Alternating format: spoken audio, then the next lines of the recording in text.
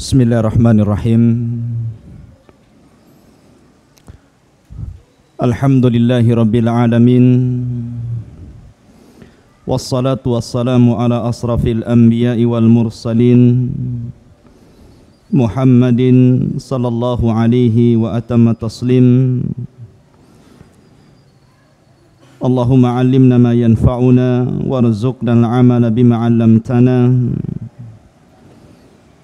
Allahumma ij'al hadha ijtima'ana ijtima'a marhuma waj'al tafarruqana min ba'dihi tafarruqa ma'suma wa la taj'al fina wa la min bainina saqiya wa la mahruma. Rabbi israh li sadri wa yassir li amri wahlul 'uqdatam min lisani yafqahu qawli, amma ba'du. Hadirin jamaah salat tarawih Masjid Jabal Rahmah rahimani wa rahimakumullah. Alhamdulillah, pada malam hari ini kita bisa melaksanakan kewajiban Allah, salat isya berjamaah, kemudian dilanjutkan dengan sunnah Rasul, salat tarawih berjamaah, dan kita lanjutkan dengan kajian qasasul Quran, kisah-kisah di dalam Al-Quran. Kali ini kita akan mengkisahkan sebuah kisah yang sangat agung sekali, karena kisah ini terdapat dalam surat yang setiap minggu kita baca. Setiap hari Jumat kita membaca surat ini. Bahkan siapa yang membaca surat ini, maka dia akan terhindar dari fitnah Dajjal. Jadi kisah ini terdapat dalam suratul Kahfi ayat 60 sampai 82, cukup panjang. Mudah-mudahan kita selesaikan pada malam hari ini. Kisah ini dikenal dengan Qissatu Musa wal Khadir, kisah Nabi Musa dan kisah Nabi Khidir alaihimassalam. Ma'asyiral muslimin rahimani wa rahimakumullah. Sering saya ulang-ulang bahwa Nabi SAW pernah ditanya oleh Abu Dzar Al-Ghifari radhiyallahu an tentang jumlah para nabi dan rasul. Maka Nabi SAW menjawab bahwa jumlah para nabi adalah 120.000 yang Allah utus ke permukaan bumi. Dari sekian banyak para nabi dan rasul, yang kita kenal hanya 25 nabi dan rasul. Dari 25 nabi dan rasul, ikhwatu fiddin, tidak semua dikisahkan secara rinci dalam Al-Quran. Bahkan ada hanya menyebutkan nama tapi tidak ada ceritanya. Seperti umpamanya Nabi Zulkifli, tidak disebutkan kisahnya. Tapi ada juga nabi yang hanya ringkas ceritanya, seperti Nabi Saleh, Nabi Syuaib dan yang lainnya. Tapi juga ada nabi yang sangat rinci Al-Quran menjelaskan kisahnya, mulai bagaimana beliau dilahirkan, beliau tumbuh, bagaimana berdakwah, bagaimana menghadapi kaumnya, dan begitu seterusnya. Maka salah satu nabi yang paling lengkap yang dikisahkan dalam Al-Quran adalah Nabiullah Musa alaihi salatu wassalam. Bahkan beliau adalah nabi terbanyak yang disebutkan namanya dalam Al-Quran.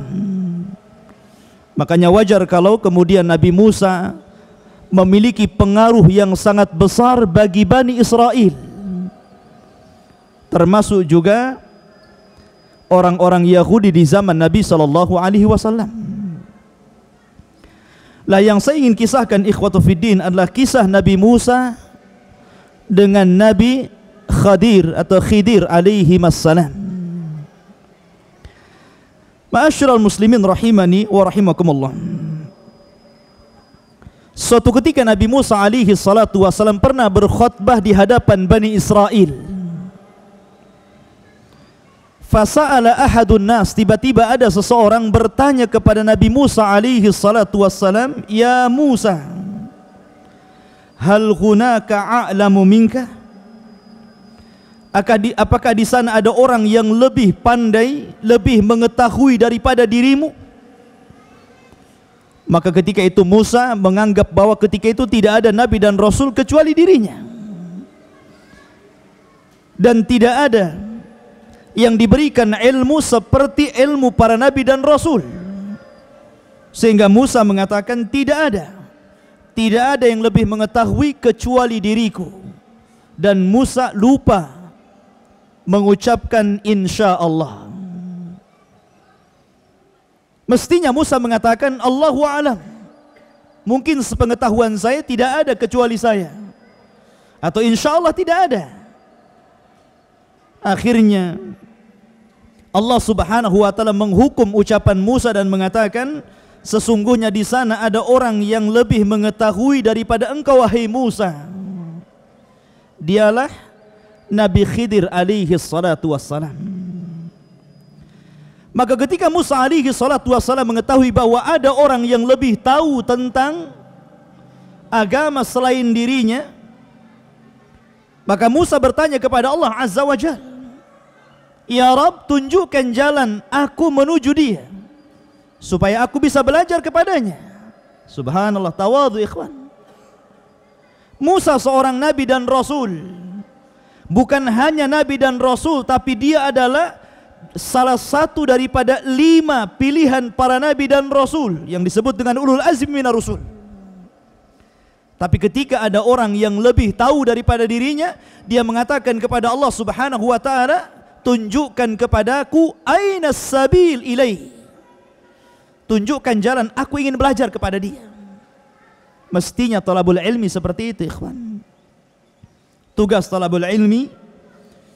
Makanya para ulama mengatakan, la yambulu li talibil ilmi, tidak mungkin seorang talabul ilmi dianggap cerdas kecuali dia belajar amman fauqahu wa amman dunahu wa amman mislahu. Dia belajar kepada orang yang di atas ilmunya, atau di bawah ilmunya, atau setara ilmunya. Talabul ilmi harus seperti itu. Tidak mesti harus belajar kepada orang yang lebih tinggi dari kita. Terkadang kita perlu belajar kepada orang yang lebih rendah ilmunya dari kita, atau mungkin sama dengan kita. Ma'asyiral muslimin rahimani wa rahimakumullah. Akhirnya Allah Subhanahu wa taala kemudian menunjukkan kepada Musa bahwa orang tersebut engkau akan didapati fi majma'il bahri, di tempat pertemuan air, di tempat pertemuan air lautan. Terjadi silang pendapat di antara para ulama, maksudnya majma'il bahri, pertemuan 2 sungai atau 2 lautan ini. Ada yang mengatakan itu adalah pertemuan sungai Romawi dan sungai Persia. Ada juga yang mengatakan bahwa itu adalah pertemuan sungai Nil yang ada di Mesir. Sementara Musa berada di mana? Di Palestina. Ya kan? Artinya bahwa jauh sekali jaraknya. Sehingga dia mengatakan, bagaimana aku bisa menemui beliau wahai Rabb, sementara engkau tidak menyebutkan di mana alamat yang jelas. Hanya engkau akan dapati orang itu di antara pertemuan lautan atau pertemuan sungai. Ma'asyiral muslimin rahimani wa rahimakumullah. Akhirnya Musa alaihi salatu wassalam diberikan petunjuk oleh Allah Subhanahu wa taala agar dia berjalan, dan sebagai petunjuknya adalah Allah Subhanahu wa taala memerintahkan dia untuk membawa bekal berupa ikan yang sudah dibakar.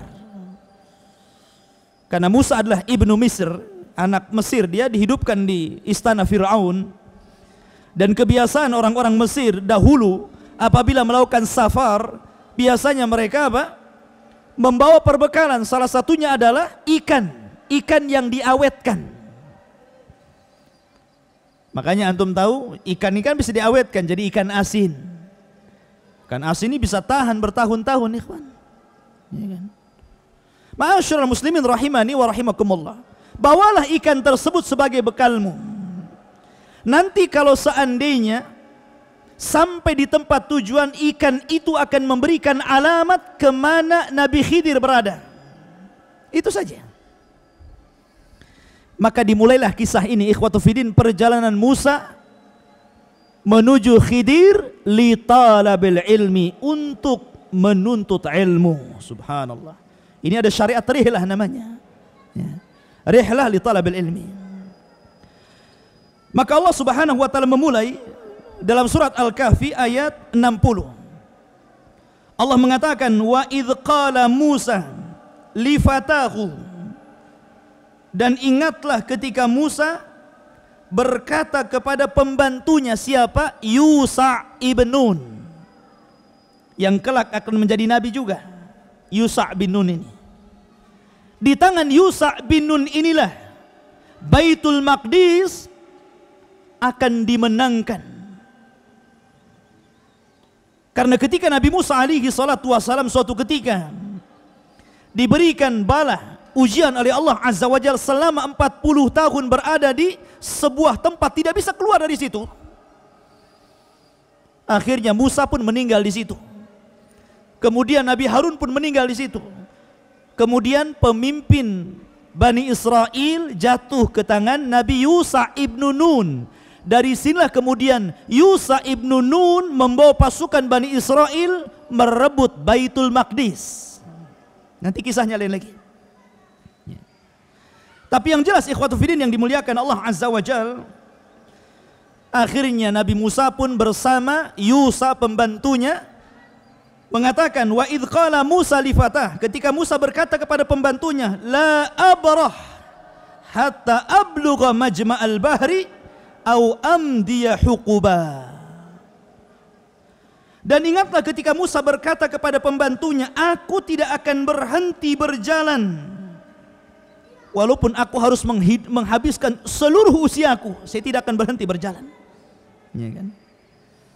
Sampai bertemu dengan pertemuan dua lautan, atau aku akan berjalan terus menerus bertahun-tahun dan tidak pernah kembali. Sampai bertemu dengan Nabi Khidir alaihi salatu wassalam. Ini ada faedah ikhwatu fiddin, ini himmahnya talabul ilmi namanya. Semangat menuntut ilmu. Makanya dulu ada cerita kisah ulama zaman dulu.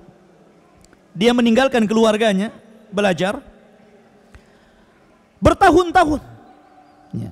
Akhirnya anak bayinya ini sampai tumbuh menjadi orang dewasa, dia nggak tahu bapaknya. Karena bapaknya sedang thalabul ilmi. Setelah bapaknya dewasa, ternyata datanglah bapaknya. Jadi anaknya sudah dewasa, bapaknya datang sudah menjadi ulama besar.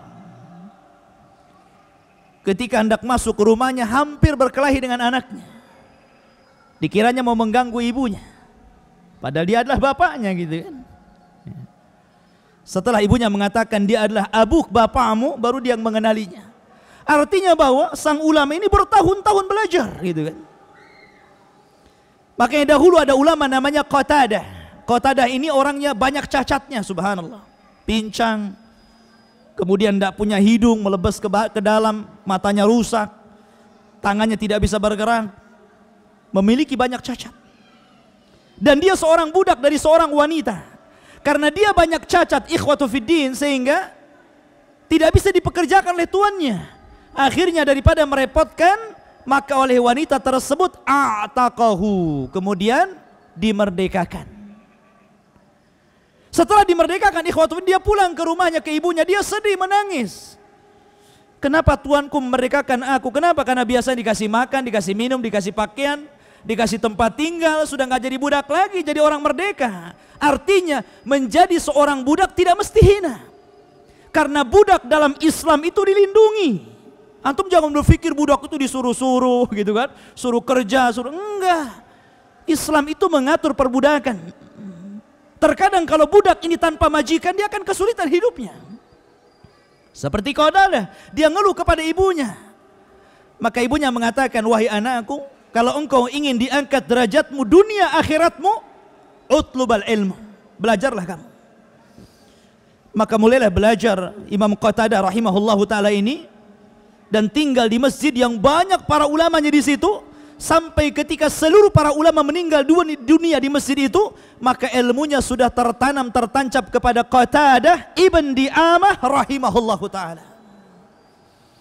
Dan dia menjadi alimul Makkah, seorang alim kota Mekah ketika itu. Sampai Khalifah Harun ar-Rasyid ketika itu meminta kepada pengawalnya agar Qatadah mau datang ke istananya karena ingin menanyakan sebuah permasalahan. Maka datanglah pengawal ini kepada Qatadah dan mengatakan, "Ya Qatadah, Khalifah memanggilmu." Ketika itu Qatadah sedang di Mina, sedang melayani jamaah haji. Orang ngantri bertanya kepada dia. Kata Qatadah, "Al-ilmu yu'ta wa la ya'ti." Katakan kepada Khalifah, ilmu itu didatangi, bukan datang sendiri. Bayangkan, Khalifah ikhwan. Ya. Dia mengatakan kepada Khalifah, katakan kepada Khalifah, ilmu itu didatangi, bukan datang sendiri. Artinya apa? Antum hadir ke majelis ta'lim seperti ini. Akhirnya kemudian sang khalifah pun datang menemui Qatadah. Bayangkan, dari istananya turun, kemudian menemui Qatadah yang sedang melayani jamaah haji yang bertanya kepadanya. Ketika itu sedang ngantri ikhwan. Ketika melihat khalifah, ya otomatis orang pun pada minggir kan. Ya. Kata Qatadah, "Ya khalifah, kalau engkau ingin mendapatkan ilmu, ngantri di sana." Bayangkan, disuruh ngantri khalifah ikhwan. Ya. Akhirnya kan dia menghormati Qatadah, akhirnya ngantri satu-satu sampai hilang, kemudian giliran dia baru bertanya dan dia merasa puas dengan jawabannya. Kemudian dia berkata kepada anak-anaknya, "Belajarlah engkau, karena sesungguhnya tidak ada perkara yang lebih lezat daripada ilmu din." Ilmu din. Makanya para ulama, seandainya mereka para penguasa itu tahu lezatnya ilmu bagi para ulama, tentu mereka akan memenjarakan kita para ulama. Karena mereka tidak akan mendapatkan ketenangan seperti ketenangan talabul ilmi. Ma'asyiral muslimin, kita lanjutkan. Kemudian falamma balagha majma'a bainihima nasya hutahuma fattakhadha sabilahu fil bahri saraba. Maka ketika mereka sampai ke pertemuan dua lautan tersebut, mereka lupa ikannya. Lalu ikan tersebut melompat mengambil jalannya menuju lautan tersebut. Jadi Musa sampai dia tidak tahu kalau sebenarnya jarak dia dengan tempat itu sudah dekat, tapi dia nggak tahu. Dia terus menyelusuri lautan. Dia tidak tahu di mana tempatnya. Pokoknya dia berjalan saja, nggak berhenti bertahun-tahun. Karena Allah Subhanahu wa taala tidak menunjukkan titik yang jelas di situ tempatnya, tidak. Tapi Allah yang mengatakan cari dia. Pokoknya di pertemuan lautan, itu saja. Ada yang mengatakan bahwa pertemuan lautan itu berada di Tonjah. Tonjah itu satu kota ikhwan yang dahulu dibuat oleh Tariq bin Ziyad. Jadi Tariq bin Ziyad ketika menyerang negeri Andalusia, maka kota Tonjah itu dijadikan kota kekuatan kaum muslimin yang dipimpin oleh panglima perang Tariq ibnu Ziyad. Ada yang mengatakan di situ tempatnya. Ya. Jadi ketika ikhwatu fiddin, Musa ini berjalan terus, akhirnya melihat ada satu batu di pinggir lautan, maka Musa pun tertidur dengan Yusha ibn Nun. Yusha ibn Nun ikhwatu fiddin, ketika terbangun dia lebih dahulu bangun daripada Musa alaihi salatu wassalam. Dia heran melihat kepada tempat ikannya itu. Ikan ini kan sudah mati, karena ikan ini untuk bekal makan. Tiba-tiba ikan mati ini Allah utus ruh sehingga jadi hidup, kemudian ikannya loncat.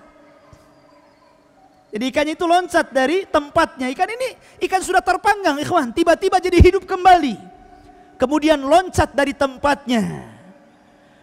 Maka Yusha bin Nun memperhatikan, takjub gitu kan. Loh, kok bisa? Kaget gitu. Ibarat antum tiba-tiba mau makan ikan gitu kan, tahu-tahu hidup ikannya gitu, loncat-loncat kan, nggak jadi makan antum. Loncat ikannya.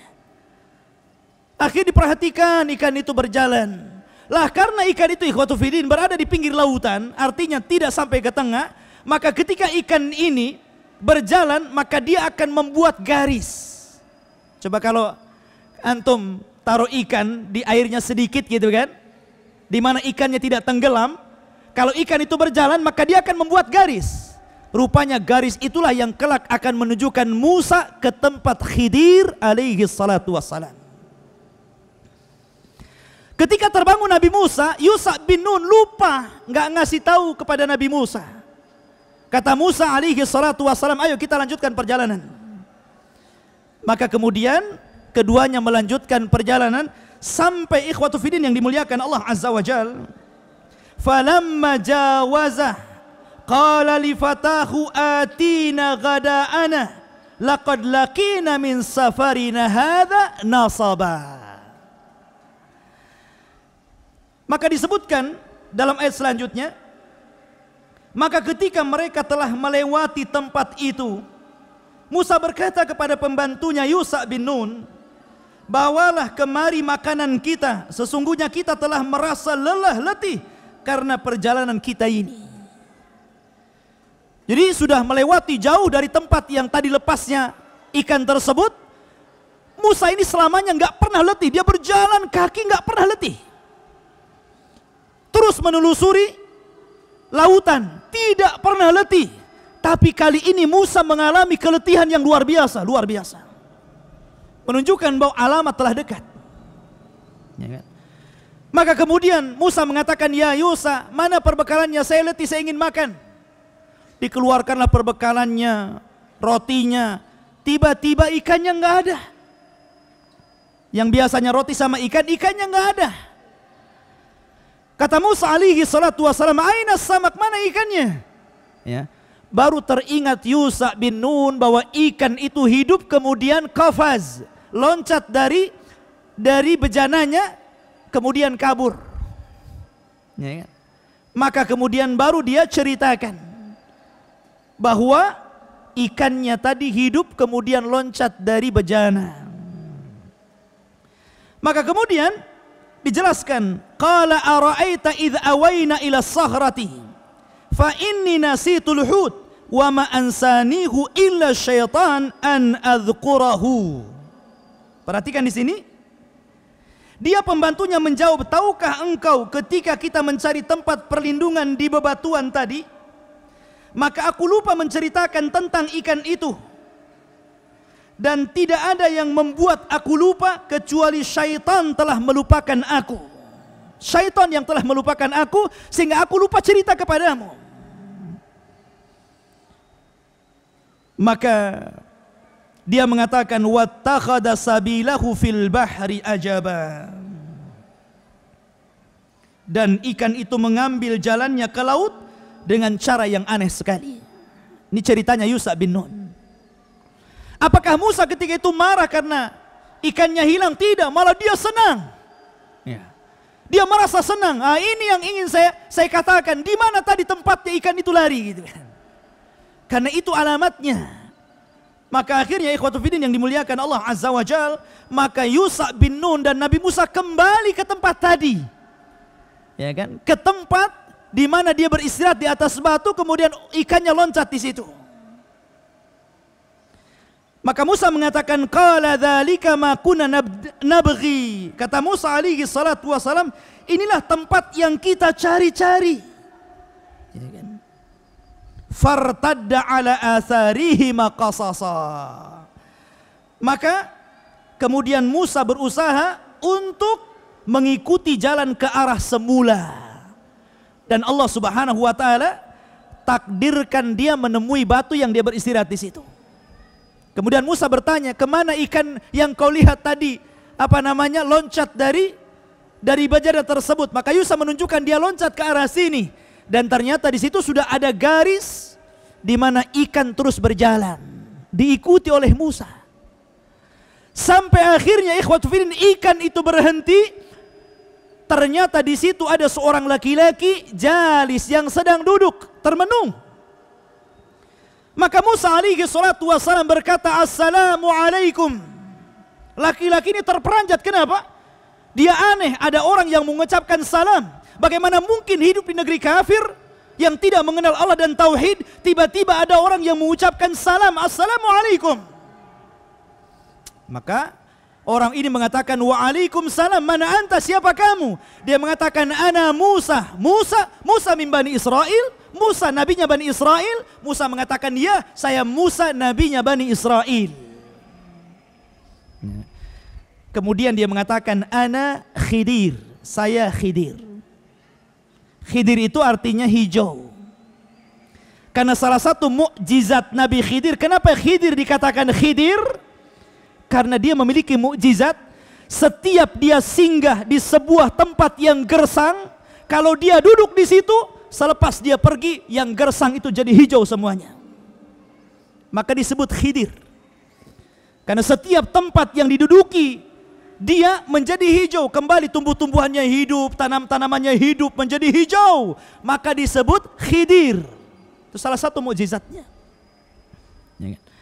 Maka berkenalannya antara Musa dan Khidir. Maka Musa pun bercerita kepada Khidir bahwa dia diperintah Allah Subhanahu wa taala begini begitu, sampai aku diperintah untuk mencarimu dan belajar kepadamu. Maka Allah katakan, fawajada 'abdan min ibadina atainahu rahmatan min indina wa 'allamnahu min ladunna ilma. Maka ikhwatu fiddin yang dimuliakan Allah Azza wa Jalla, maka dia mendapati seorang hamba dari hamba-hamba kami yang kami berikan rahmat dari sisi kami, dan kami ajarkan kepadanya ilmu yang luas kepada Khidir alaihi salatu wassalam. Kemudian mulailah Musa alaihi salatu wassalam meminta agar diajarkan ilmu dari Khidir kepadanya. Musa meminta kepada Khidir, tolong ajarkan apa yang kau miliki, apa yang Allah ajarkan kepadamu, ajarkan itu kepadaku. Maka Musa mulai mengatakan, qala lahu Musa, berkata Musa, hal attabi'uka ala an tu'allimani mimma 'ullimta rusyda. Ikhwatu fiddin yang dimuliakan Allah Azza wa Jalla. Maka kemudian Musa meminta kepada Khidir alaihi salatu wassalam, apakah saya boleh mengikutimu wahai Khidir, agar engkau mengajarkan kepadaku apa yang telah Allah ajarkan petunjuk kepadamu. Harusnya talabul ilmi seperti itu, ikhwan. Datang kepada ustaz, datang kepada para ulama, datang kepada para masyayikh, kepada para guru-guru, tolong ajarkan saya ilmu. Meminta, karena ilmu itu dicari. Ilmu tidak mungkin dihayalkan, tahu-tahu ada ilmu laduni gitu, nggak ada.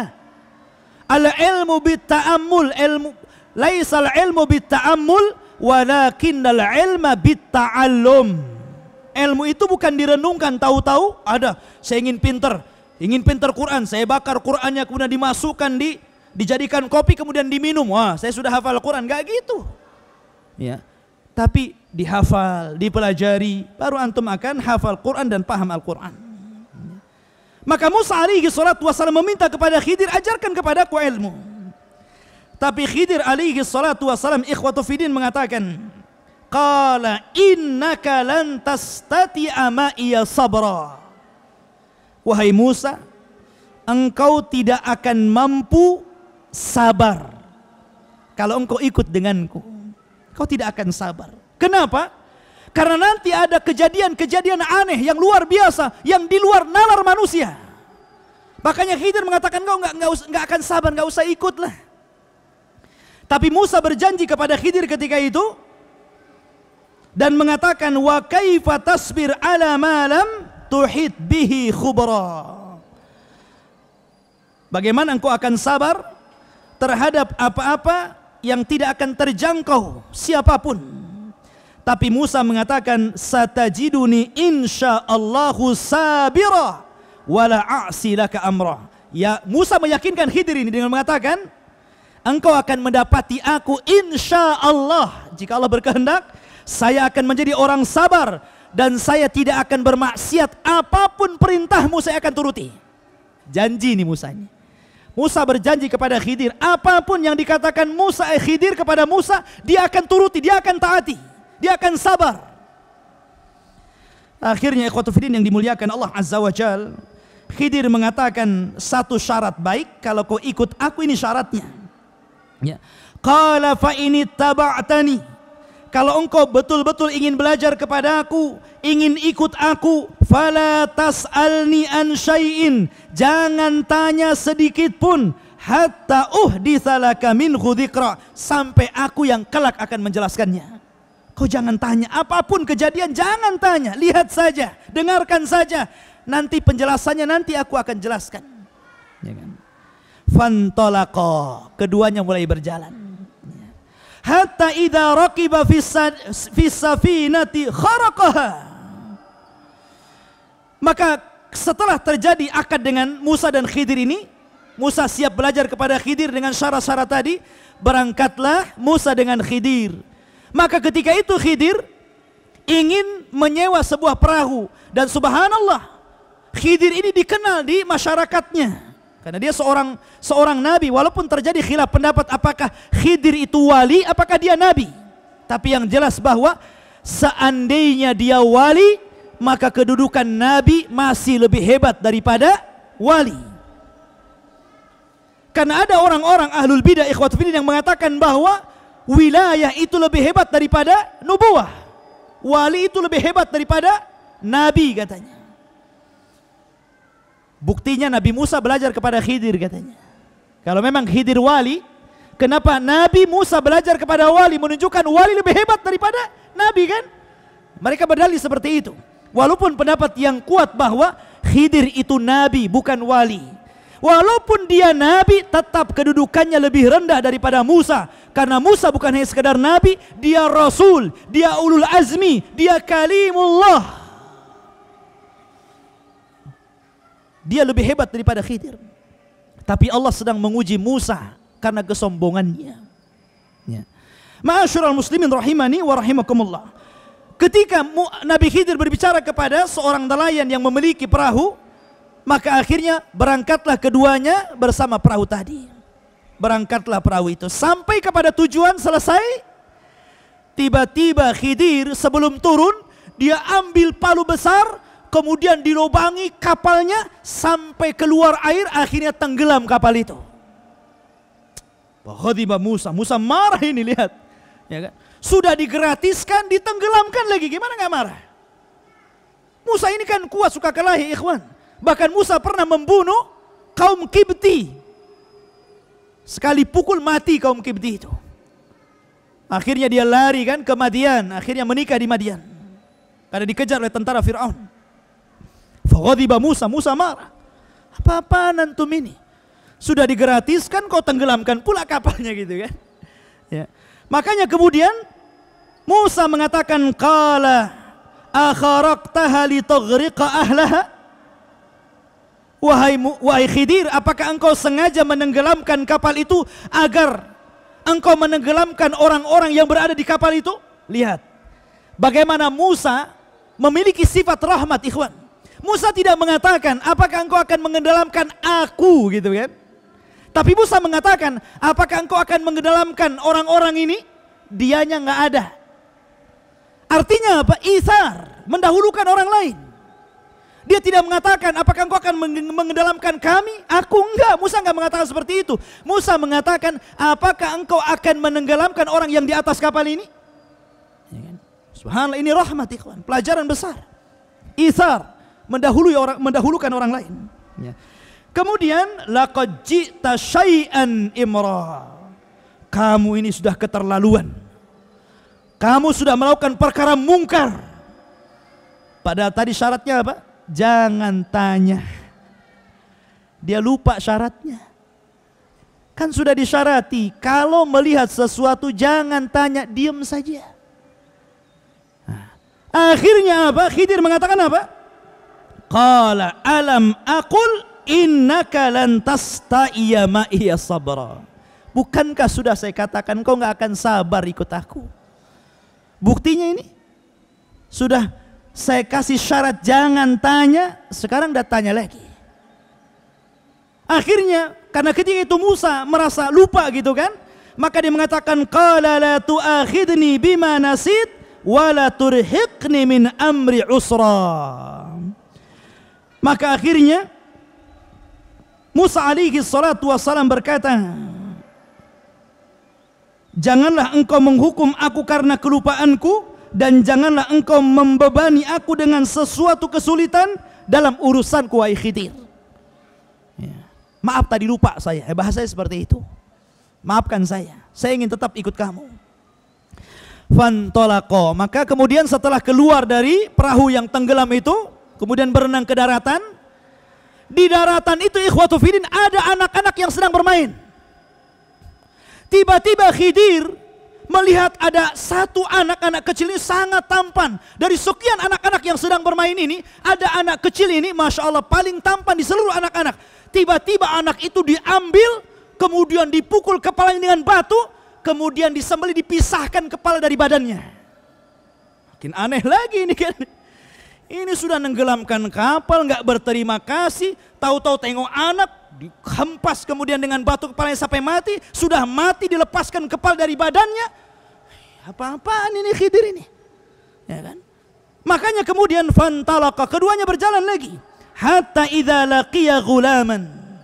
Sampai ketika dia melihat anak kecil, faqatalah, dibunuhnya anak itu. Qala Musa, nggak tahan ini nggak lupa ini. Tadi lupa dia yang nanya, ini nggak lupa. Karena sudah keterlaluan. Ya kan? Maka Musa mengatakan, aqatalta nafsan zaqiyatan bighairi nafsin. Khidir, kenapa engkau membunuh jiwa yang tidak bersalah? Ya kan? Laqad ji'ta syai'an nukra, kamu ini memang sudah keterlaluan kamu ini. Makin marah Musa kan. Khidir marah lagi. Dia mengatakan, alam aqul laka. Tadi nggak ada lakanya. Ini ada lakanya dengan suara meninggi. Dia mengatakan, sudahkah aku katakan laka kepadamu? Nah, tadi nggak ada kata-kata kepadamu. Ini sudah naik. Musa emosi, Khidir juga emosi gitu kan. Bukankah sudah aku katakan kepadamu? Nah, itu takkid gitu kan. Engkau nggak akan sabar ikut aku. Ya kan? Qala, kata Khidir ini, sudah terakhir ini, in sa'altuka an syai'in, sekali lagi engkau bertanya, ba'da hadza, setelah kejadian ini, fala tusahibni, keluar, jangan ikut aku. Diusirnya, lihat. Ya. Sekali lagi kau tanya, jangan ikut aku, pergi sana. Qad balagta min ladunni udhra. Ya. Ya, saya sudah kasih udzur padahal tadi, tapi kau masih bertanya juga. Ya kan? Akhirnya ini terakhir, sekali lagi bertanya, sana. Ya. Fantalaku, keduanya keluar karena keduanya merasa lapar, sudah berjalan jauh, naik kapal, ditenggelamkan, bunuh anak kecil gitu kan, nggak bawa bekal lagi, lapar mereka dua. Dengan Yusha bin Nun, akhirnya mereka ingin meminta bantuan kepada sebuah desa. Ya. Masuklah mereka ke dalam desa tersebut karena mereka kelaparan, ikhwatu fiddin yang dimuliakan Allah Azza wa Jalla. Mereka ingin makan. Bertamu kepada penduduk desa agar mendapatkan makanan, tapi penduduk desa itu ikhwatun semuanya jahat. Nggak ada yang baik. Mereka tidak suka dengan tamu. Mereka malah mengusir Nabi Khidir, Nabi Musa dan Yusha bin Nun, disuruh keluar. Mereka jahat semuanya. Padahal haknya seorang tamu, ikhwatu fiddin, sudah selayaknya minta makan kepada tuan rumah. Kecuali sudah 3 hari. 3 hari ngusir balik. Kalau belum 3 hari berhak dia buka kulkasnya. Saya sudah di sini kok nggak dikasih makan. Ya kan? Berhak antum minta. Tapi kalau sudah 3 hari, tuan rumah berhak ngusir antum. Ya kan? Ma'asyiral muslimin rahimani wa rahimakumullah. Akhirnya karena tidak, orang desa itu jahat-jahat, keluarlah orang ini. Sebelum keluar di perbatasan desa, ada satu rumah yang akan runtuh bangunannya. Rumah rusak, akan runtuh sedikit lagi. Akhirnya kata Khidir alaihi salatu wassalam, Musa berhenti dulu. Kita benerin dulu rumah ini. Kata Musa, ini rumah siapa? Sudah jangan tanya, benerin dulu. Ya. Kata Musa, wahai Khidir, kenapa kita tidak jadi tukang bangunan tadi di desa tersebut? Kita bisa cari rumah yang rusak, yang jelas ada penghuninya, habis kita benerin, kita minta upah, kan lumayan bisa beli makanan. Ini nggak jelas punya siapa, nggak ada penghuninya, rumah kosong, mau roboh, tiba-tiba kau suruh kami benerin. Ya. Ma'asyiral muslimin rahimani wa rahimakumullah. Lihat di sini ikhwatu fillah. Dua perkara berbeda dengan satu ini. Ya kan? Yang pertama, orangnya baik, ngasih tumpangan, ternyata Khidir yang jahat kan, ditenggelamkan kapalnya. Yang kedua, anak nggak salah, lagi main ditangkap, dibunuh, dicopot kepala sama badannya. Ya kan? Yang ini enggak, ini orangnya jahat, sekarang Khidirnya yang baik. Paham kan? Ya. Ini kan orang-orang ini jahat, tapi Khidirnya yang baik sekarang. Benerin rumah orang. Makanya kemudian fantalaqa. Keduanya berjalan lagi. Hatta idza ataya ahla qaryatin, sampai ketika keduanya masuk ke dalam desa tersebut, istat'ama, keduanya minta makanan ahlaha kepada penduduknya, fa'abau, mereka enggak mau ngasih makan. An yudhayyifuhuma, untuk menerima tamu keduanya. Fawajada fiha jidaran yuridu an yanqad fa'aqamahu, maka ketika keluar dari desa tersebut melihat ada tembok yang akan runtuh, maka keduanya memperbaiki. Lau syi'ta lattakhadta alaihi ajra, wahai Khidir, kalau engkau mau, engkau akan dapat upah dari orangnya, tapi jangan rumah ini enggak jelas penghuninya.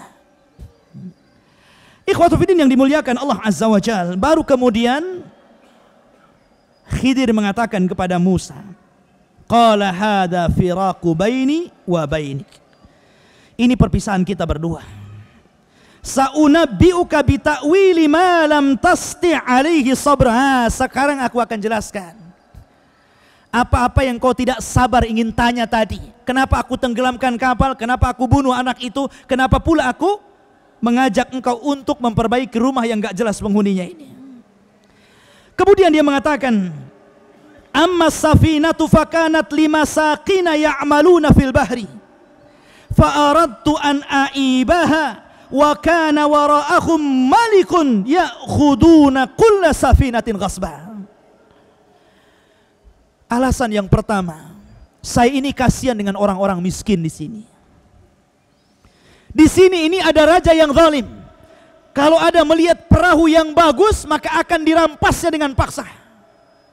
Saya kasihan dengan orang-orang nelayan. Mereka nggak punya mata pencarian kecuali itu, kecuali dengan perahunya. Tapi ketika ada melihat perahu rusak, perahu bocor, mereka nggak akan ambil. Ya. Maka sengaja aku bocorkan perahu itu supaya kesannya rusak. Nanti kalau seandainya perahu itu akan dipakai lagi, tinggal diangkat, diperbaiki, selesai. Nggak jadi diambil raja, dia tidak kehilangan pekerjaan. Wa ammal ghulam, adapun anak yang kubunuh itu, yang aku lepas kepala dari badannya itu, fakana abawahu mu'minaini, bapak ibunya ini mukmin, saleh, taqi, ya kan? Fa khashina an yuhriqahuma tughyanan wa kufra. Karena Khidir ini nabi, ikhwan, dapat wahyu dari Allah. Allah memberitahu lewat Jibril bahwa anak itu kalau sudah besar jadi jahat nantinya. Nanti durhaka kepada orang tuanya, mengajak orang tuanya ke kufuran. Maka sebelum anak ini besar kemudian menjadi jahat, kasihan orang tuanya yang saleh dan saleh itu. Kelak akan dijahati anaknya. Sebelum dia menjahati orang tuanya, aku bunuh dulu. Tapi nabi, ikhwan, antum gak bisa mengamalkan seperti Khidir. Ini ciri-ciri nampak ini udah nakal nih kecil-kecilnya. Ini udah gede nih. Bunuh aja racun-racun. Nggak gitu ya kawan. Dia dapat wahyu, nggak sembarang. Ya. Makanya ada orang tua juga yang latah. Anak kecil kan biasa nakal gitu. Terkadang orang tua ini mengumpat terlalu. Mati saja kamu di jalan sana. Padahal ikhwatu fillah, antum tahu cerita imam besar Mekah, Sudes. Imam Sudes itu kecilnya nakal juga, sama dengan antum. Tapi setiap nakal, ibunya sudah pitam, sudah marah sama Sudes kecil ini, selalu mengatakan, ya Sudes, idhab ilal haram. Bagusnya kau pergi ke Masjidil Haram, mudah-mudahan Allah jadikan kau imam di situ. Setiap marah ngomong begitu. Daripada kau nakal sana ke masjid, nanti kau jadi imam di situ. Setiap marah ngomong gitu ibunya. Akhirnya dua ibu mustajab, ikhwan. Siapa yang tidak kenal Sudes? Kalau antum ke Mekah, apalagi 10 akhir Ramadan, seluruh jamaah menanti-nanti Imam Sudais, apalagi kalau sudah giliran kunut beliau. Subhanallah ikhwan. Ini enggak. Malah kita kemudian mengucapkan kalimat yang macam-macam. Sana, pergi sana, mati saja kamu. Tahu-tahu ketabrak motor, mati betulan. Kan enak kalau sana ke Jabara mengaji, nanti jadi ustaz. Alhamdulillah, gantiin saya di sini. Ya. Jadi ikhwatu fiddin yang dimuliakan Allah Azza wa Jalla. Jadi bahasa ini pentingnya. Maka anak ini karena dilihatnya kelak, menurut kacamata wahyu tentunya kan, karena akan besar, maka akan jadi jahat, dibunuh dulu sama Khidir. Adapun rumah yang akan roboh itu ikhwatu fiddin, itu rumahnya anak yatim. Makanya kemudian dia mengatakan, wa ammal jidaru, adapun rumah yang akan roboh itu, fakana li ghulamaini, itu milik 2 anak kecil yatimaini, yang yatim keduanya, fil madinati, sekarang ada di kota 2 anak itu. Wa kana tahtahu kanzun lahuma, di bawah rumah itu ada harta karun, banyak emasnya, banyak hartanya. Sementara warga desa ini jahat-jahat. Kalau seandainya mereka mengetahui bahwa di balik rumah ini ada harta karunnya, mereka saja sama tamu jahat, apalagi ini harta karun, maka mereka akan mencurinya. Wa kana abuhuma salihan, dan kedua bapaknya saleh. Ikhwan, faedah yang sangat besar dari kisah ini. Kata para ulama, kalau antum menjadi orang saleh, kemudian istri antum menjadi salehah, ketika antum meninggal, antum tidak perlu khawatir dengan anak-anak antum.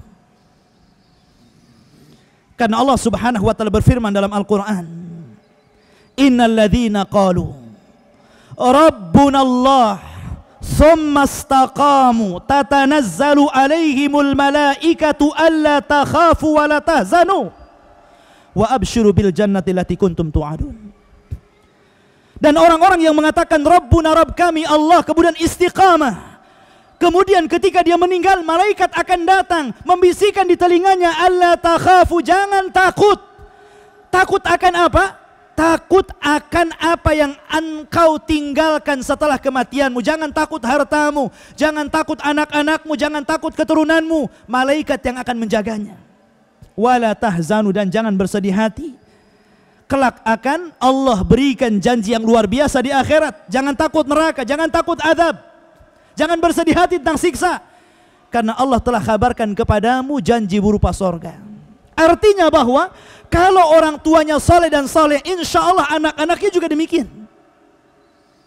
Anak-anaknya juga demikian. Ya. Karena di sini ikhwatu fiddin, bagaimana Khidir ini ikhwatu seorang nabi yang tidak kenal dengan orang tua anak ini, tetapi diarahkan oleh malaikat untuk memperbaharui rumah tersebut, karena rumah itu milik anak yatim dan orang tuanya saleh, harus dijaga. Allah berikan penjagaan lewat orang lain. Allah berikan penjagaan lewat orang lain, lewat malaikat yang menyuruh orang lain untuk menjaga harta kita, anak-anak kita dan keturunan kita. Kemudian ikhwatu fiddin yang fa'arada rabbuka an yablugha ashuddahuma wa yastakhrija kanzahuma rahmatan mir rabbika wa ma fa'altuhu an amri. Maka di sini ditutup kalimatnya apa? Dan aku tidak melakukan itu semua kecuali karena perintah Allah. Artinya ini bukan idenya Khidir. Bukan Khidir pandai-pandai nenggelamkan kapal, membunuh anak, kemudian membangun. Tidak, ini semua adalah perintah Allah. Dari sini menunjukkan bahwa Khidir adalah nabi, karena tidaklah dia melakukan sesuatu kecuali karena perintah Allah. Dzalika ta'wilu ma lam tasti alaihi sabra. Itulah takwil, penafsiran yang membuat engkau tidak pernah sabar ikut denganku. Masih banyak kisah-kisah Al-Quran, insyaallah kita akan kisahkan yang lain. Subhanakallah bihamdika asyhadu an la ilaha illa anta astaghfiruka wa atubu ilaik. Allahu ta'ala alam. Assalamualaikum warahmatullahi wabarakatuh.